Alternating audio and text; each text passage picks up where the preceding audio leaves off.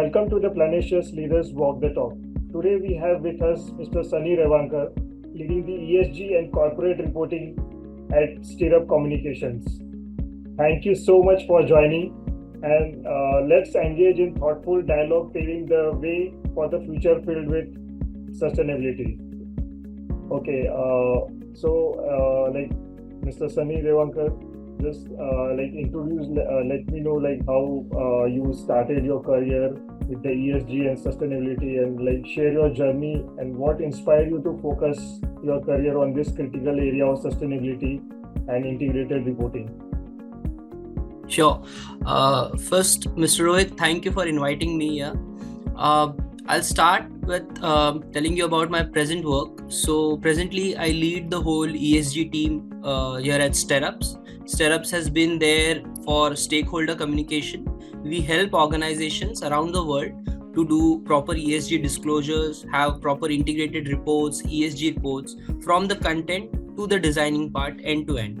And we are also doing a lot of ESG consulting, core ESG consulting like materiality assessment, GRI mapping, SASB mapping, also helping organizations with IFRS S1, S2, and of course the well-known BRSR reporting.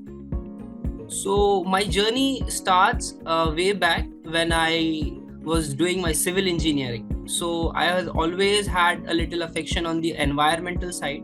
I also had keen interest in the science part, the material part, or how upliftment of the environment, geology and all. That was the reason I did my civil engineering, after which I actually worked as an engineer for infrastructure projects.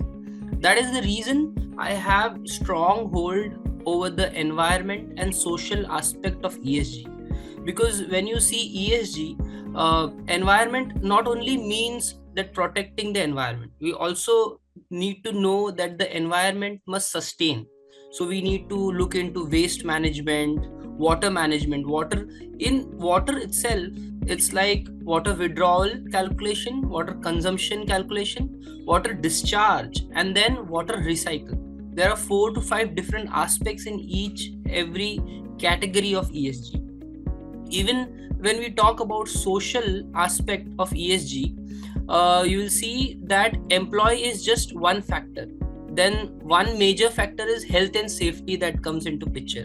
So when you see health and safety, again, being a civil engineer, I have managed workers. I've known how things go well and how things can go bad. Health and safety is how important. What is something that is employee trainings, average training hours and all. So I was aware of the sustainability domain, but ESG came into my life pretty much later on. So I was aware of the social and environmental aspects of sustainability. ESG came a little late in my life when I was doing my MBA in finance, because I wanted to have a career in sustainable finance, because there was a huge wave that was coming from the European region where everything and everybody was talking about sustainable finance. And I was aware that organizations are going via a sustainability route to raise funds at a lesser interest rates. And that was the reason I was aware that my civil engineering background would come handy, and having an MBA finance would again be an upper hand for my career.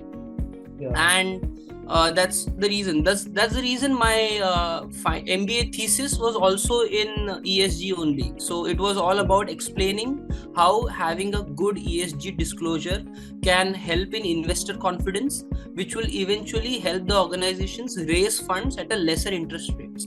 And we have seen this. Right. And after my MBA, I joined an organization which was into ESG ratings. So I have been in ESG ratings for like 1.5 years in the ESG rating industry. So I was there at the product development level, where we used to test ratings of different companies. We used to tweak their data to check how much data could affect the overall rating of the particular company.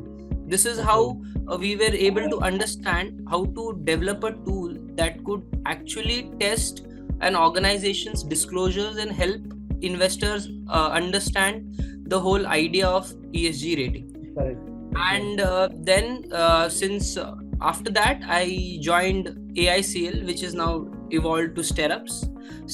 And here I am helping a lot of organizations with their ESG disclosures. So I'll tell you the idea behind ESG ratings. What we talk, some people say it's still yet to develop, and some people say it's done. So there is a lot of ambiguity of ideas. So the whole idea behind ESG is to help investors take decisions which are already tested on other risk parameters. So if there is a strike in a steel manufacturing plant tomorrow, then the first question would be, how early can the strike be tackled by the organization? Correct. If it will take 1 day, 5 days, or a month, or 5 months. So if the organization can deal with such labor strike in 1 day, this shows that the organization have really good mechanism to handle such cases. But let's say the organization has really good understanding or collaboration with the labor union, they have proper policies, they have proper way to discuss all the issues, then there is a possibility that such kind of issue will never arise. This is how the social aspect of ESG is tested. So if everything is good, then we can say that there is a lot of less risk aligned with this organization, and this organization can sustain for a longer time.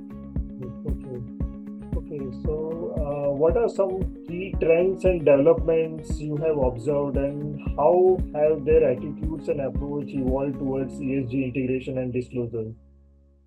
So when it came to ESG, the major problem was standardizing the KPIs, the key performance indicators.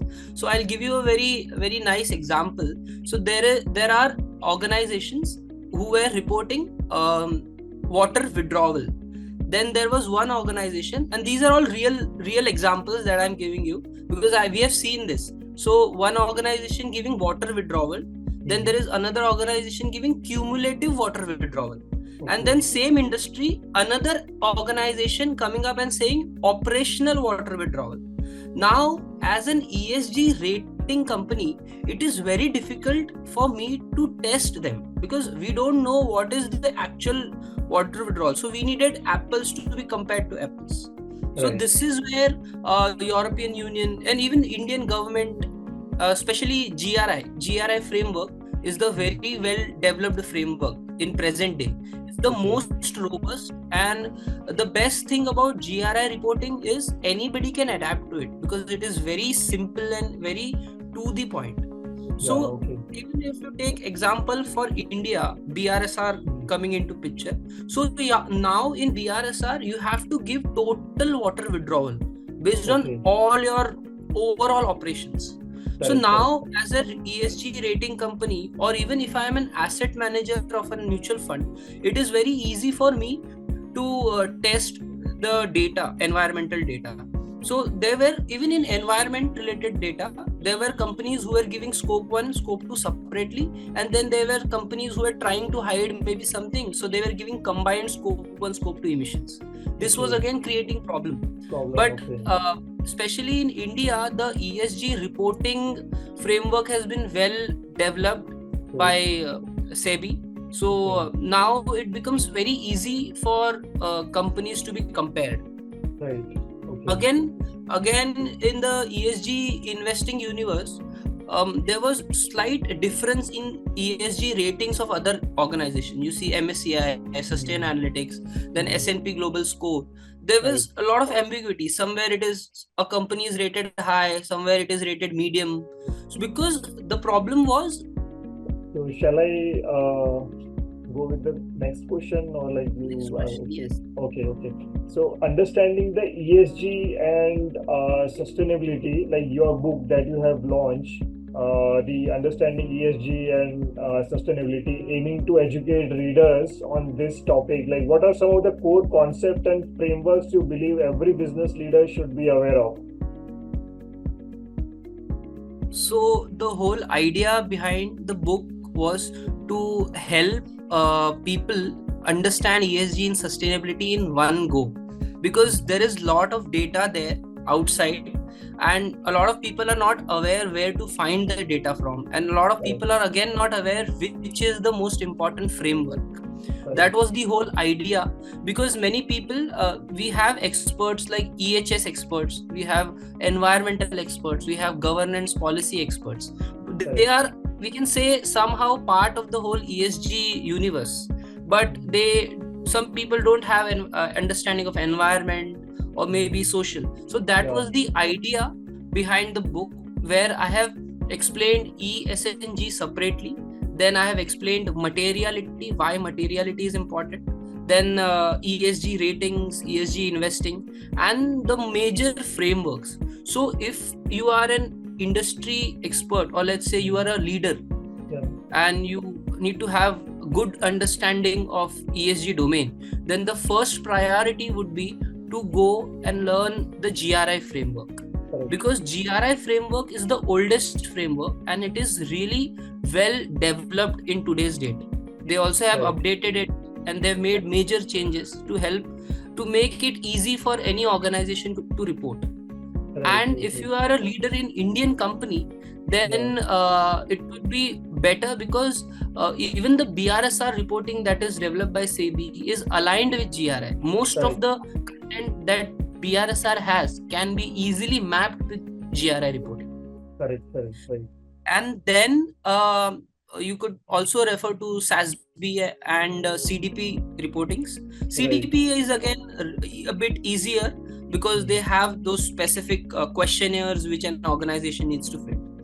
And coming future, IFRS S1 and S2 is going to take center stage very soon, because again it is going to be mandatory from 2026 to organizations.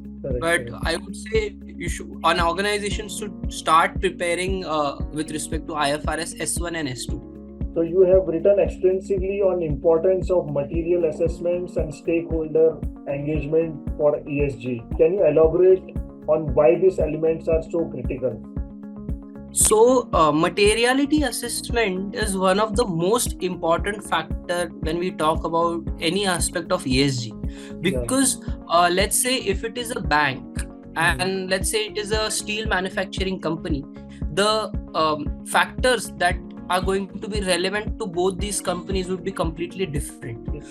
So to say in simple words, materiality is the weightage given to different factors based on industry parameters.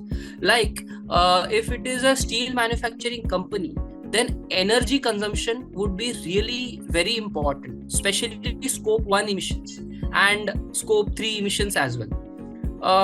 And let's say again, even for the steel company, health and safety factor would be equally important. Then now coming to banking company, the scope 2 emission would be important to a certain extent, and employee diversity would be important. Again, how the weightages change. Let's say the bank has 45% female ratio. It is considered really good. But if the bank has say 18% or 20% female ratio in their organization, then it is actually considered not good. There is a lot of scope for the organization to improve their diversity ratio. But for a steel manufacturing company, 15% diversity is considered really good based on their industry. So this is how the intensity of the data changes from industry to industry. So when we see for an IT company, again the data privacy, cyber security things come into picture. They become very important, and these get really high weightages. The governance aspect becomes more important here, because all the decision making is going to come from the senior management. How do they deal with customers' data and all? And that's the reason materiality assessment becomes really important task. Again, material topics are not decided by an individual. These are done by stakeholders. So there are two types of stakeholders. One is internal stakeholder and one is external stakeholder. So material topics are not decided by one individual. they are decided by all the stakeholders. And there are two types of stakeholders. One is internal stakeholder and one is external stakeholder. So the definition of stakeholder is someone who has direct impact by the organization's operations or revenue or the marketing happens. So internal stakeholders can be the governing body, the employees, workers, suppliers, distributors. External stakeholders can be the government organizations, our peers, direct peers, the media houses and all. So when we do materiality assessment, there is a questionnaire which is shared with all the stakeholders, and they give importance from rating from 1 to 5. The materiality assessment depends, but one of the ways rating each and every KPI or each and every material topic, like for example GHG emission. So if the stakeholder feels that GHG emission is important to their organization, then they might give rating of 5.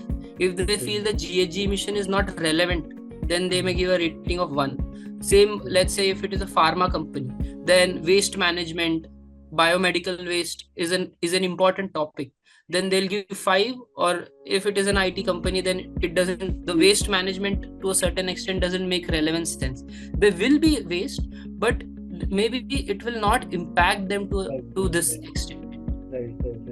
That's why materiality assessment, when we display it in initial pages of the integrated report or ESG report, it gives a clear idea to the reader, even the investor, that what are the most material topics for this organization. Yes. Okay, great. So what advice would you give to the organizations that are just starting their sustainability journey? And what are some of the first steps they should take? So if they want to start their journey now, the first step would be to have an internal team which would be completely dedicated on the data collection side, because even the data collection process has to be very transparent. Because in today's date, you go for any reporting standards, they will ask you for at least a reasonable or a limited assurance. So limited assurance is fine, but even if you see, Indian government is trying to have reasonable assurance for the top 150 companies in India, which is eventually going to go for the 1,000 and then the later.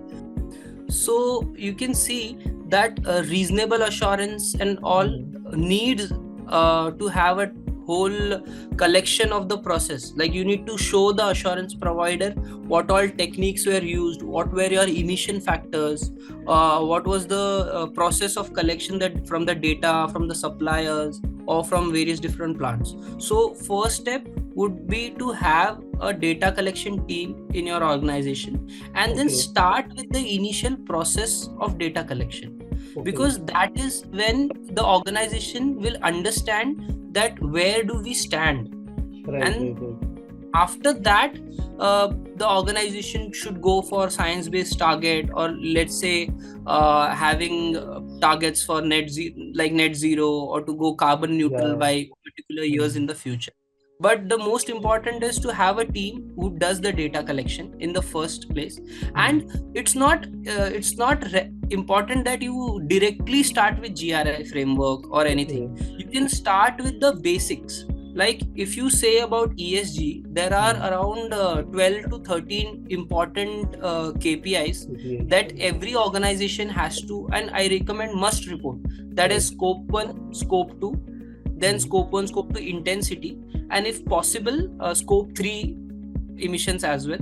Then in water withdrawal, water consumption and water discharge. Then hazardous waste, non-hazardous waste and total waste. And in health and safety, they should report total number of fatalities, then lost time injury rate, and their overall male and female permanent or full-time employees. And in governance, they should report total number of board members, females in the board member, median pay of the CEO with the average employees. So as I have given this 12 to 13 KPIs, these are the most important KPIs. If an organization is starting with this ESG journey, these KPIs must be reported, because these are the most important. There are asset managers who check only these particular KPIs, and based on that they also make decisions. It's been there, but now everything is going to change. Even the ESG rating universe is going to change from October 24, this coming October. Now there has been major changes in the ESG ratings methodology as well. Now they have to focus only on BRSR. Initially it was like any methodology would work. So as a passionate advocate for the ESG and sustainability education, like what are some of the most impactful ways you have found to raise awareness and inspire action on these critical issues? So I have been very active on LinkedIn with my content. I try to raise awareness about the sustainability domain. There has been a lot of misinformation also been there, and there is like I desire this, that there has to be one platform someday which would have all the information and all the updates about ESG. Because I have been seeing people posting about TCFD framework, which when it's been more than 6 months that it has been disbanded. Then a lot of people do not know that actually there are 3 different categories of BRSR. BRSR core, comprehensive, and also something like BRSR light exists. And many companies again do not know that GRI core and comprehensive has been stopped even before 2022. I met a leader who was asking me how to do a GRI core reporting, and I was very polite to him, explaining that GRI core comprehensive has been stopped like before 2023 itself, and now it is in accordance and in aligned with GRI reporting. So this is a very big gap, but still I try to write reports. I wrote a book with an idea to give all and every knowledge in one book itself. I'm also writing another book which would be in more detail, because the first book I had written it with an idea that an individual can read it over a weekend and get a good understanding, because there were a lot of requests from LinkedIn viewers itself. Like people used to text me that I have 11 years of CSR experience, and now our organization is creating an ESG team and they want me to be the ESG head. So can you explain me ESG in short? Then there were people like, I am an EHS expert with 5 years, 7 years experience, but I want to understand ESG more. So this was the idea, that an individual can read my small book. It's a 70-page book, but now I'm planning to have a more detailed book, which would actually be a one-place solution for anyone and everyone, because I'm trying to add more details. And even LinkedIn, I try to keep people be aware of the latest news that is there in public domain. Right. So, and looking ahead, what emerging issues or areas do you believe will become increasing important for businesses to address in the coming years? So there is going to be a lot of investments coming in India and around the world from the sustainability route, because I know a lot of people who are trying to raise funds specifically through the ESG or the sustainability route. Now the question is why? Because raising funds through sustainability route is more beneficial, because the interest rates for sustainability bonds or sustainability related investment initiatives are lesser. So organizations are able to raise funds at a lesser interest rate. And again, ESG investing or sustainability investing is something that I'm seeing is going to have a lot of impact or importance in coming future, because even the NSE ESG index is coming up. There is S&P's ESG index that is there. So you will see the companies who are really doing good on the ESG front have outperformed their direct peers. Because at the end of the day, a good ESG rating means they have very good risk mechanism there. So Right. any kind of risk, we can see that the organization, it's not like that they are not prone to risk factors. The only idea is they are risk resilient. If anything happens, they know how to deal with it. Deal with it. Yeah. So ESG investing is going to be a big thing in coming future, which will Absolutely right. actually pressurize a lot of companies to have proper ESG disclosures. Right. So as an influential voice in the sustainability space, like how do you see your role evolving in terms of guiding organizations and sharing your expertise to help drive positive change through sustainable business practices?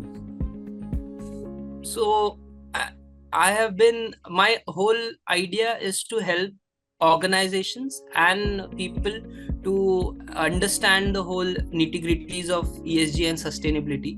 Even a lot of people misunderstand that sustainability and ESG is same, but ESG is a subset of sustainability. Sustainability is a more broader domain to say, and there is a lot of things there, but it's not analyzed well. So that's the reason ESG has evolved, because ESG is very specific. ESG itself, we can say directly, it's more on the analytics. So my as an ESG person domain, working as in the ESG domain, I don't call myself as an ESG expert, but my idea is to help organizations do better disclosures and also to help ESG professionals to get the right knowledge, because I genuinely feel that the data or the knowledge is spread across. So the whole idea behind it is to help even individuals to have the right knowledge, because I've seen it that the knowledge is there everywhere in the public domain, but people are not able to grasp. A lot of people don't even know where to search for the right data.